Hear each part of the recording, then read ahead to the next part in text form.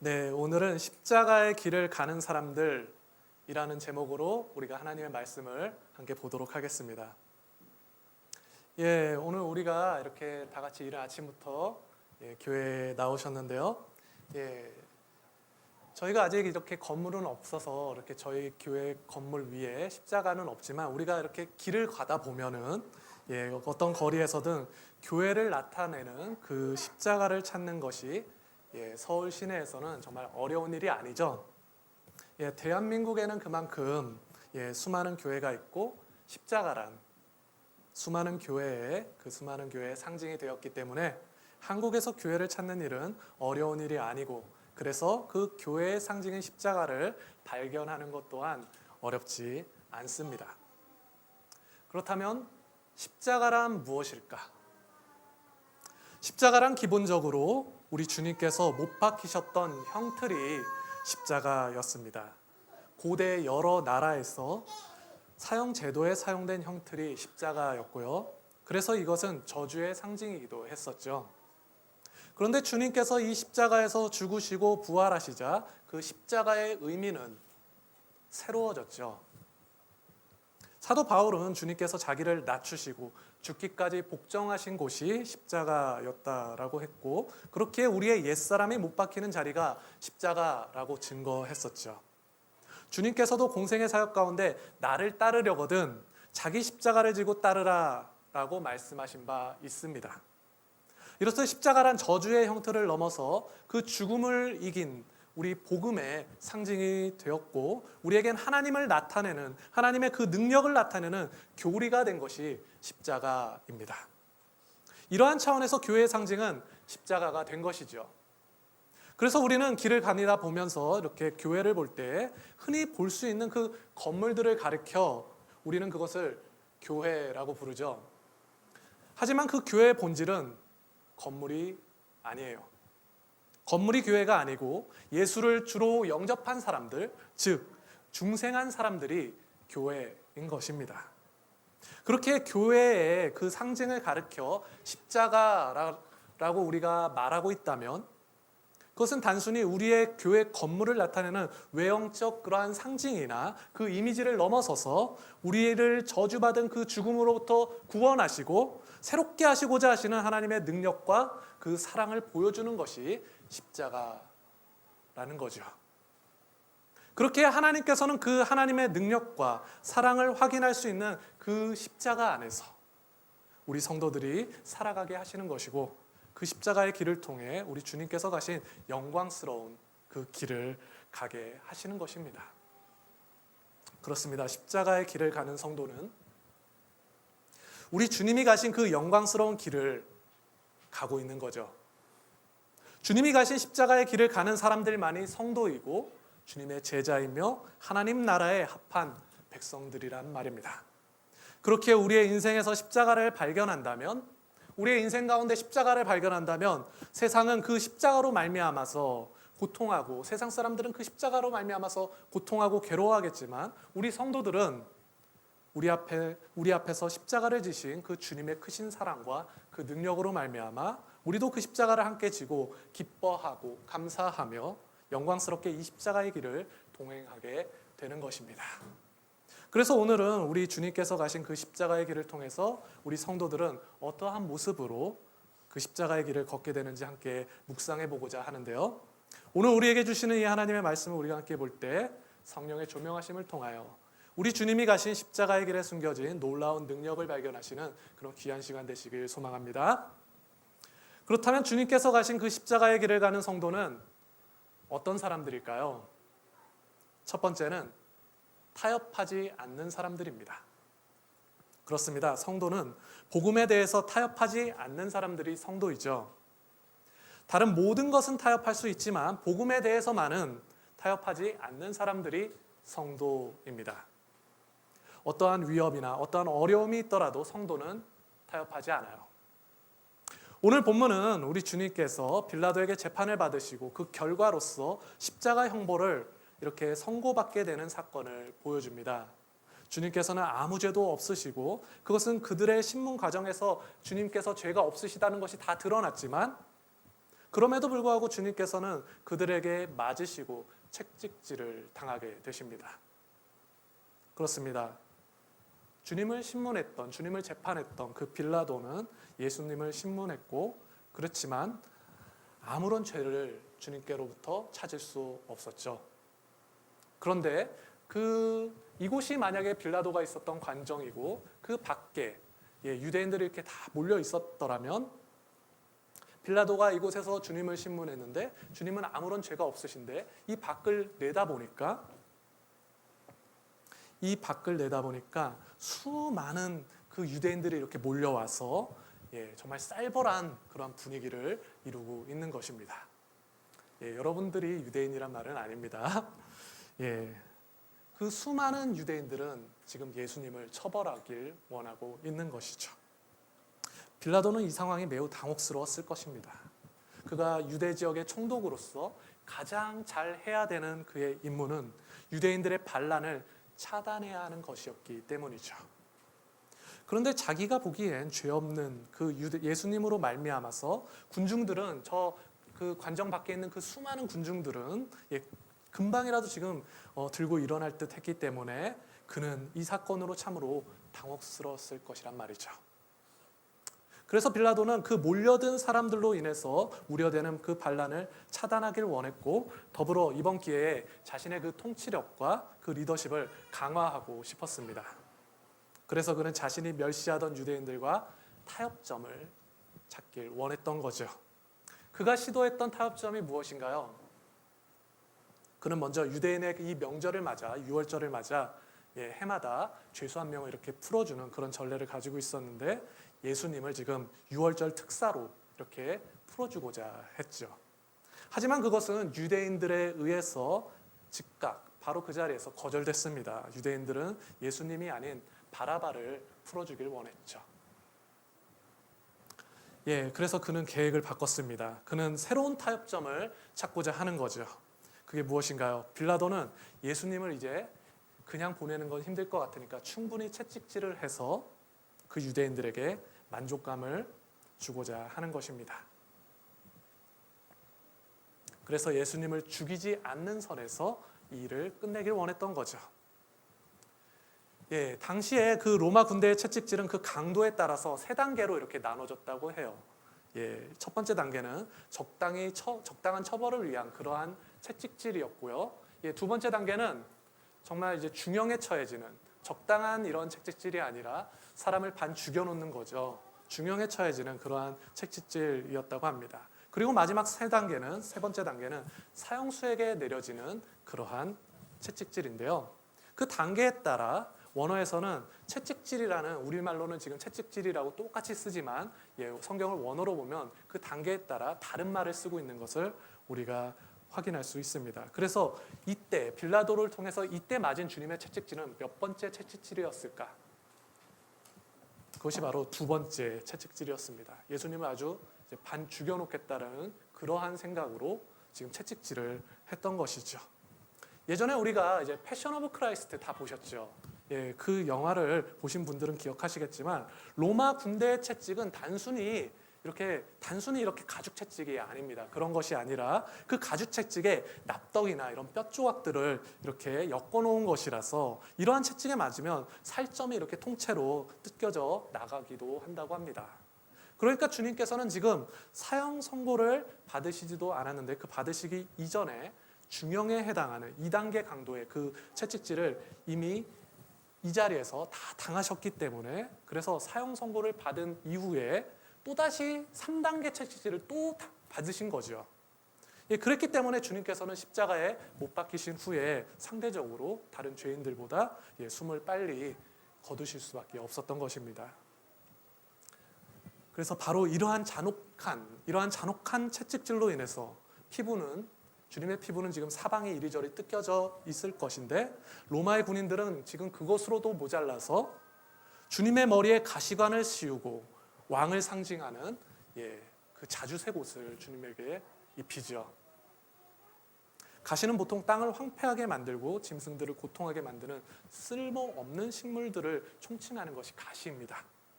그렇게 쓸모없는 그러한 저주받은 왕을 묘사하며 군인들은 지금 모욕적인 말과 폭력을 더해서 주님을 막 희롱하고 폭행했던 것입니다.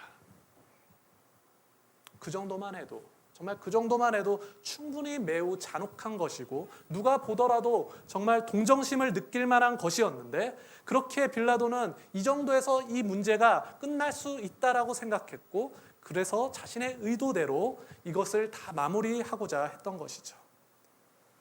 그래서 빌라도는 지금 그렇게 너덜너덜해진 주님을 데리고 가서 관정 앞에 세워서 사람들이 볼 수 있는 위치에 주님을 세워두었던 것입니다. 그리고 주님을 이렇게 사람들 앞으로 데리고 가서 빌라도는 유대인들 앞에서 주님을 이렇게 내다 보이면서 자신감 있게 이렇게 말했던 거죠.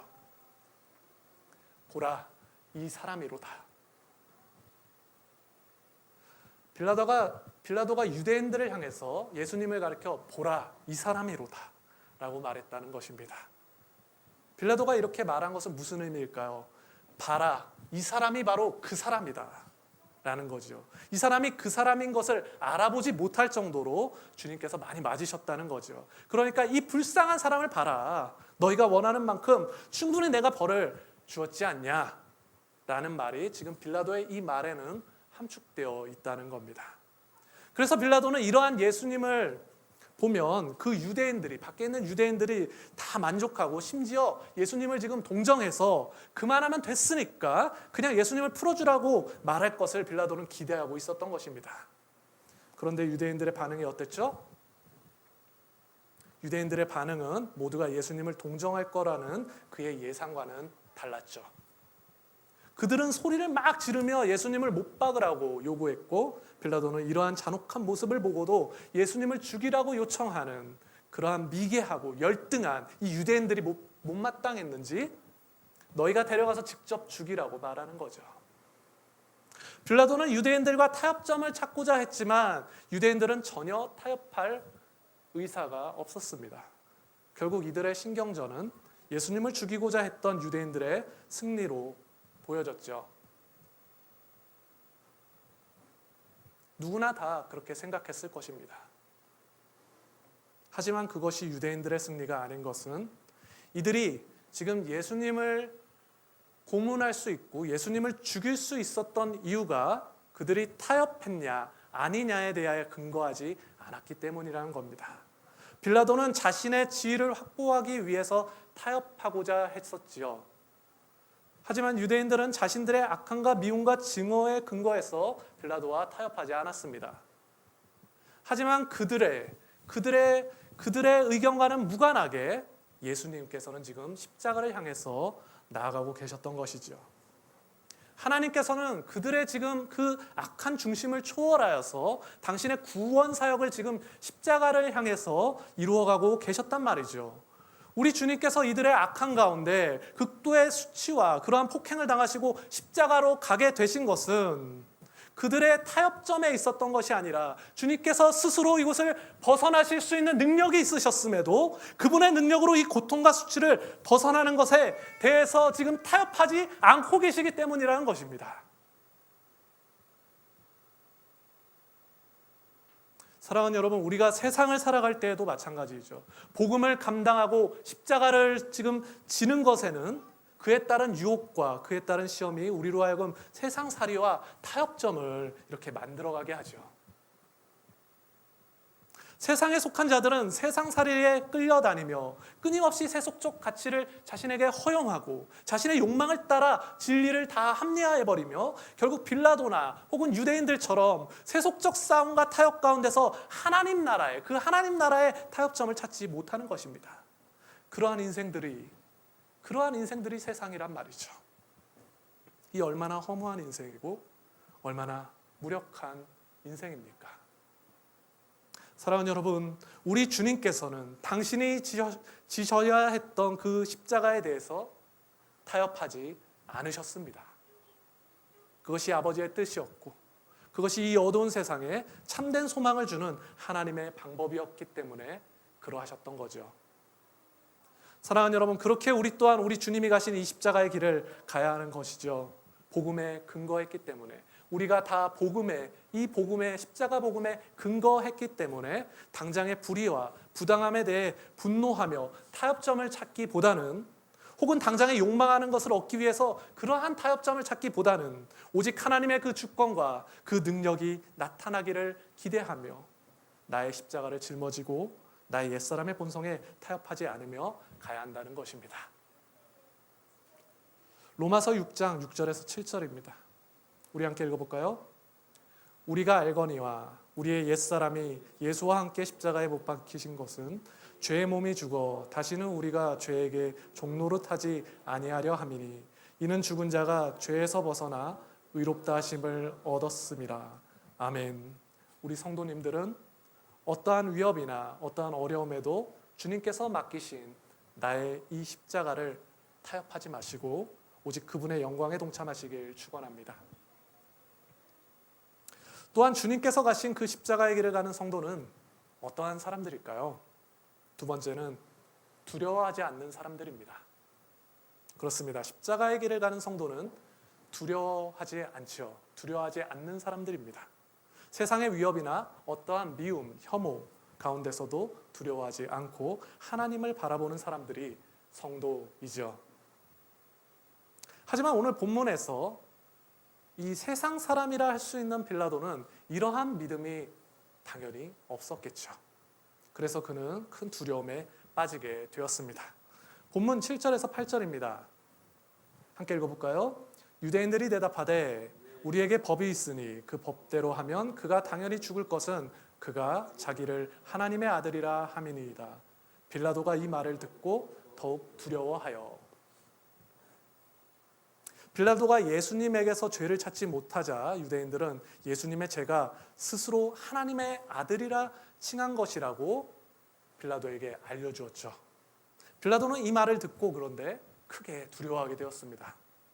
아마도 그 빌라도는 이방인이었고 정말로 세상 사람이었기 때문에 예수님이 하나님의 아들이라는 것에 대해서 유대인들처럼은 생각하지 못했을 겁니다. 하지만 그는 이렇게 생각했겠죠. 그는 이렇게 생각했을 겁니다. 당시 여러 신들을 섬기던 그 로마인들의 문화 안에서 지금 하나님의 아들이 무엇인지 그는 이해하고 있었겠죠. 그래서 굉장히 미신적인 차원에서 예수님이 어떤 신들이 세상에 정말 많잖아? 어떤 신의 아들이구나 라고 생각했을 겁니다. 그러고 났더니 빌라도는 너무나 두려운 겁니다. 이것이 어떠한 것이냐면 우리가 이렇게 밖에서 교회가 아니라 교회 밖에서 세상 사람들을 만나보면은 세상 사람들은 영적 존재에 대해서 매우 두려워하는 경향이 있습니다. 왜냐하면 세상 사람들은 영적 존재에 대해서 정의할 수 없기 때문이죠. 그래서 그러한 분들에게 영적 존재에 대해서 이렇게 알려줄 기회가 있고 말할 기회가 있어서 이렇게 말해주게 되면은 보통은 세상 사람들은 이 영적인 일들에 대해서 매우 두려워하면서도 한편으로는 매우 흥미로워하는 것을 이렇게 경험하게 되는데요. 제가 최근에 이렇게 가끔씩 보게 되는 형제님이 한 분 계신데 그분은 아직 예수님을 영접하지 않은 형제님입니다. 한 번은 귀신 같은 영적 존재에 대해서 제가 그분에게 이렇게 말할 일이 있었는데 그분도 이렇게 막 조금은 이렇게 막 무서워하면서도 한편으로는 매우 흥미로워하더라는 거죠. 그래서 이 형제님의 눈이 아주 막 반짝반짝해지더라는 겁니다. 그런데 그러한 차원을 그러한 어떤 귀신적인 차원, 그러한 영적인 차원이 아니라 그것을 초월해서 제가 이제 본격적으로 하나님과 관련된 복음에 대해서 말해주니까 그때부터 영적인 이야기가 아닌 목사가 종교적인 이야기로 하는 것으로 그 형제는 또 받아들이더라고요. 이처럼 세상 사람들은 미신적인 것과 실제 하는 이 영적 세계조차도 구분하지 못하는 거죠. 그래서 그들은 알 수 없는 그 세계로 인해서 그들의 영혼의 한편에는 늘 이렇게 두려움을 가지고 살아가게 됩니다. 세상 사람들은 영적 세계에 대한 근거도 그리고 이해도 없기 때문에 그렇게 살아갈 수밖에 없는 거죠. 바로 이러한 세상 사람들의 모습이 오늘 본문에서 빌라도의 모습과 같은 거죠. 그래서 빌라도는 본문으로 돌아와서 그래서 빌라도는 다시 예수님께로 가서 예수님의 근원을 물었던 것이고 들을 기가 없는 사람에게 예수님은 더 이상 그 비밀에 대해서 말씀해 주지 않으셨습니다. 사랑하는 여러분, 예수님을 영접하지 못하고 그래서 중생하지 못한 사람들은 영적 세계를 이해할 수 없습니다. 그래서 영원한 두려움 가운데 살아가야 하는 거죠. 그 말은 반대로 이 영적 세계는 오직 예수님을 영접한 성도들, 즉 중생한 우리 그리스도인들만이 이해할 수 있는 특권이라는 것이고, 그래서 우리는 이러한 믿음 가운데 살아가되 두려움이 아닌 하나님을 경외함으로 살아가야 한다는 것이죠. 이렇듯 우리의 믿음은 세상 사람들과는 다른 것입니다. 그 근거와 목적을 분명히 알고 살아가기 때문에 세상 사람들과는 다른 것이죠. 그런데 문제가 뭐죠? 이렇게 영적인 차원에서는 그래서 믿음이 정말 좋은 사람들도 반대로 그런데 또 세상에 나가보면은 피부로 느껴지는 여러 가지 세상살이의 일들에 관련해서는 교회 안에서는 영적인 차원에서 굉장히 담대한데 세상 밖으로 나가면 또 두려워한단 말이죠. 먹고 사는 문제나 자식 키우는 문제, 학업과 직장에서 나타나는 여러 문제들 말입니다. 오늘 본문에서는 지금 하나님을 믿지만 그래서 종교 생활에는 매우 열심히이지만 그 하나님을 섬기는 사람들답지 못한 사람들이 나오는데요. 그게 누구냐? 바로 유대인들이죠. 아마 성경에서 가장 시끄러운 사람들을 뽑으라면 바로 이 사람들을 뽑아야 하지 않나 싶어요. 오늘 본문에서 그들은 빌라도가 타협해 올 때마다 크게 막 소리를 지르며 예수님을 못 박으라고 빌라도에게 요청했죠. 그래서 이들이 소리를 지르는 장면이 오늘 본문에서만 4번이 나오는데요. 그런데 여기서 소리를 지른다라는 것은 단순히 외치는 것을 가리키지 않습니다. 이 단어는 정말 큰 소리를 낼 때 사용하는 그러한 단어이고 비명을 지를 때 사용하는 그러한 단어입니다.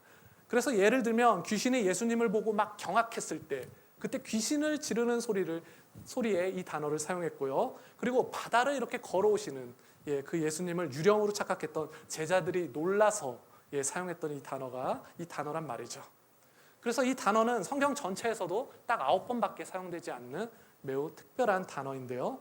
그런데 그 단어가 그 특별한 그 소리 지름에 가리키는 그것을 묘사하는 그 단어가 오늘 본문에서만 이 유대인들을 통해서 4번이나 지금 사용되고 있다는 거죠. 그러니 이 현장이 이 관정 안과 이 관정 밖을 이루고 있는 이 현장이 얼마나 위협적이고 그 유대인들이 예수님에 대해서 얼마나 큰 적대심을 가지고 얼마나 큰 그런 혐오스러운 반응을 하고 있는지 우리는 그려볼 수 있는 거죠. 이러한 쌍막한 이러한 위협적인 그러한 분위기 가운데 그들은 하나님을 경외한다고 했지만 하나님의 아들을 알아보지 못했습니다. 그리고 오히려 그들은 하나님의 아들을 거절하고 박해하며 미워했던 거죠. 그렇다면 그 유대인들은 하나님의 백성을 지금 자칭하면서 왜 주님을 지금 알아보지 못하고 왜 이토록 예수님을 적대하고 혐오했을까요? 참 여러 가지 이유가 있겠지만 마태는 그들이 예수님을 넘긴 이유에 대해서 그들이 시기했기 때문에 예수님을 넘겼다고 증언합니다. 그들이 예수님을 시기했던 거죠. 그렇게 소리 지르고 막 괴성을 지르던 그 유대인들은 예수님을 시기했기 때문에 예수님을 죽이고자 했다는 겁니다. 예수님의 여러 표적들과 그 사랑의 리더십이 자신들의 그런 정치적인 리더십과는 반대편에 있는 것이고 그래서 그래서 백성들이 예수님을 이렇게 막 따르는 것을 보며 그들은 예수님을 시기했다라는 겁니다. 그래서 한때 그들은 절망하기도 했죠. 너무 많은 사람들이 정말로 온 세상이 예수님을 따른다고 생각하니까 막 낭망하기도 했던 것이 바로 그 유대 종교인들이었단 말이죠. 그래서 당시에 주님께서 나귀를 타고 예루살렘 성에 이렇게 입성하시자 사람들은 주님을 향해서 이렇게 큰 소리를 외쳤었고 그때 그 함성을 시기한 유대 종교인들은 오늘 그 함성이 정말로 사라지기를 기대하며 정말로 크게 소리 질러서 예수님을 십자가에 못 박고자 지금 저주하고 있는 것이죠. 그래서 결국 이들이 예수님을 적대하고 혐오했던 이유 또한 두려움 때문이었다라는 것입니다. 왜 이것이 두려움 때문이죠? 왜냐하면 자신의 정치적 리더십과 그러한 종교적인 지위 그리고 그것으로 오는 권력을 다 잃어버리게 될까 하는 그러한 두려움이죠. 바로 그 두려움 때문에 그들은 예수님을 시기했던 겁니다. 그들은 하나님을 경외한다고 말했고 그것은 매우 영적인 것처럼 보여졌지만 결국 그들이 추구하던 것은 세속적인 허울뿐이었고 그 본질은 그들의 왜곡된 종교적 열망이었던 것입니다. 참된 경외로 나아가야 할 경건과 겸손은 그들에게서 찾아볼 수 없었죠. 그래서 그들은 실패했던 것이죠. 사랑하는 여러분, 빌라도와 그리고 그 유대 종교인들은 둘 다 두려움을 가진 사람들이었습니다. 빌라도는 세상에 대한 두려움은 없었지만 미신적인 그러한 두려움을 가진 사람이었고 유대 종교인들은 종교적인 두려움에서는 자유했지만 세속적 두려움 가운데 있었던 사람들이었던 거죠. 그럼에도 그들은 자신들이 가진 그 두려움의 근원이 무엇인지 몰랐고 그래서 그들은 불안해하기도 하고 소리를 치며 분노와 혐오를 표현하기도 했던 것입니다. 이토록 하나님을 경외하며 살아야 할 인간들이 타락하여 하나님을 잃어버리고 영적인 무지에 빠져서 알 수 없는 두려움 가운데 매일같이 비명을 지르며 살아가야 하는 것이 바로 이 땅의 삶, 세상이죠. 그래서 서로를 파괴하고 혐오하며 살아가는 결과를 가져올 수밖에 없는 것이 세상인 겁니다.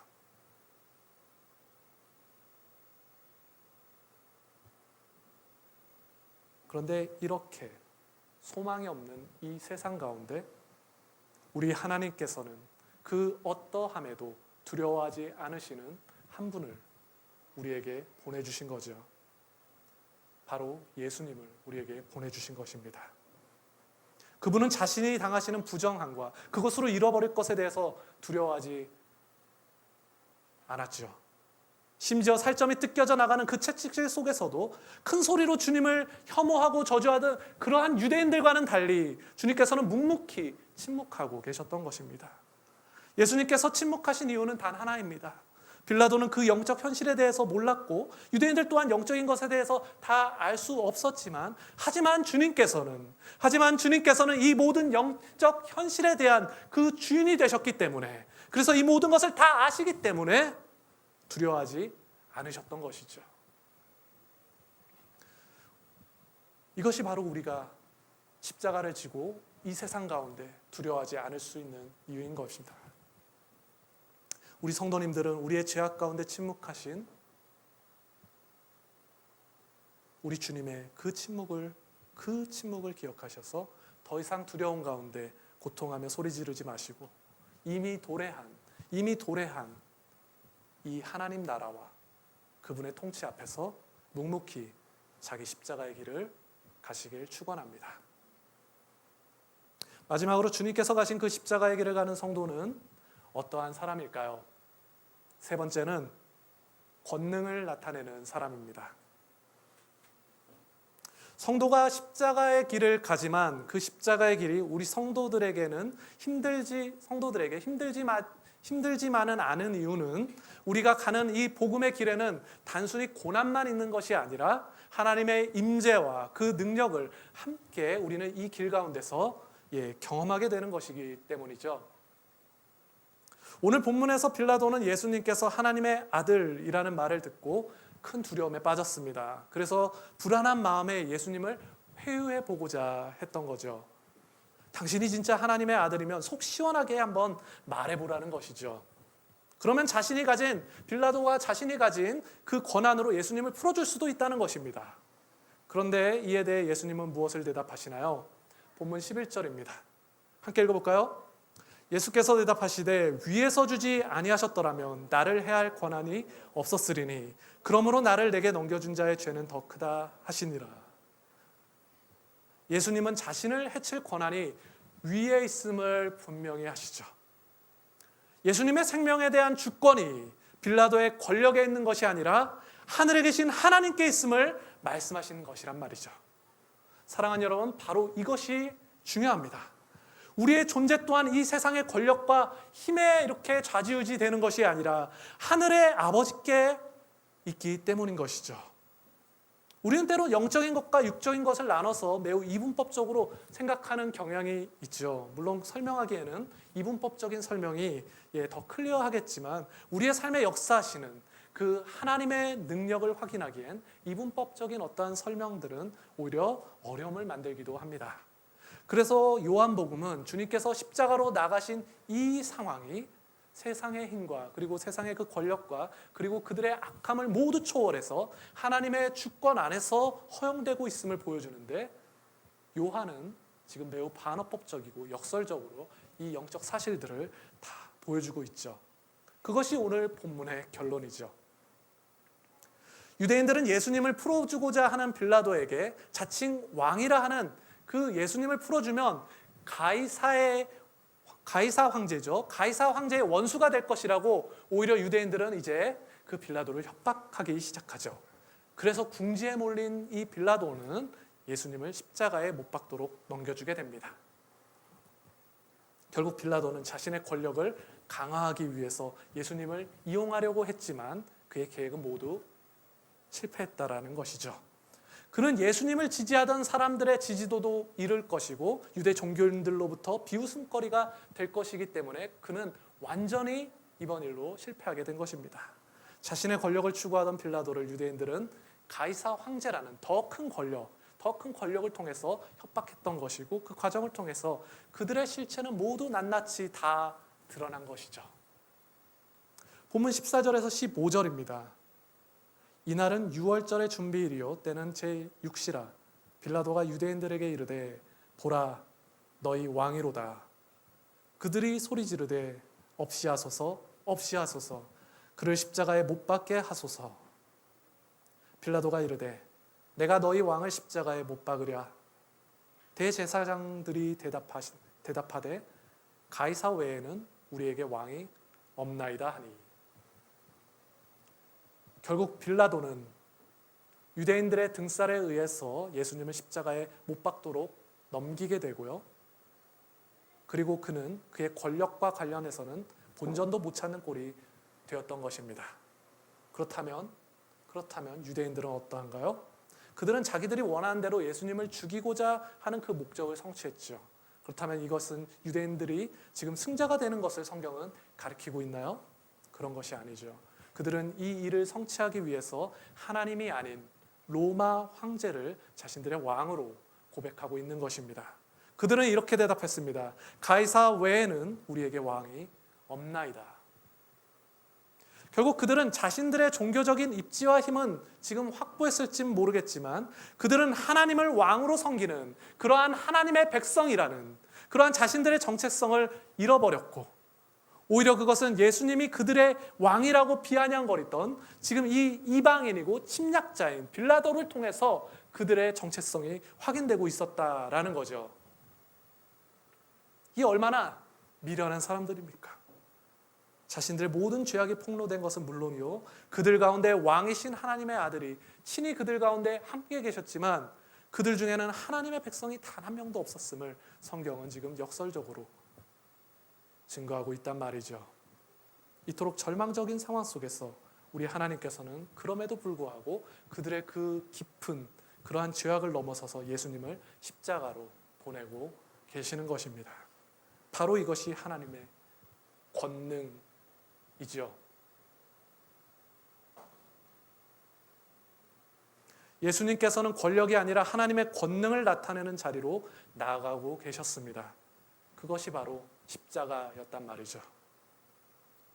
사랑하는 여러분, 그렇다면 우리의 자리는 어디인가요?